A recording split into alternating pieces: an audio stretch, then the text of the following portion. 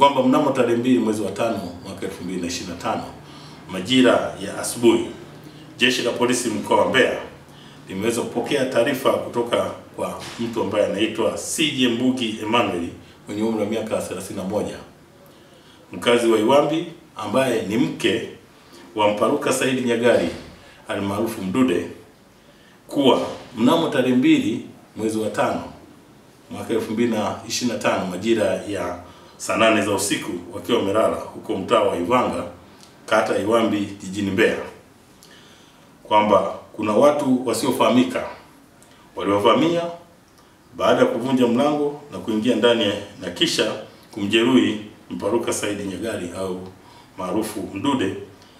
sehemu mbalimbali za mwili wake. Aidha, watu hao baada ya tukio hilo walifanikiwa kutoweka na mhanga huyo na kwenda naye kusikojulikana. Jeshi la Polisi mkoa wa Mbeya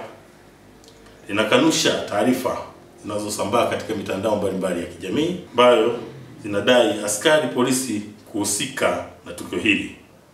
Jeshi la Polisi mkoa wa Mbeya linaendelea na ufuatiliaji ili kumpata mhanga huyo na kuwabaini waliohusika katika tukio hili kwa hatua zaidi za kisheria. Kwa hiyo Jeshi la Polisi mkoa wa Mbeya linatoa wito kwa yeyote mwenye taarifa za mahali alipo Mparuka Saidi Nyagali au maarufu Mdude azitoe ili kufanikisha kumpata, pamoja na taarifa za watu waliohusika katika tukio hili tuweze kuwakamata.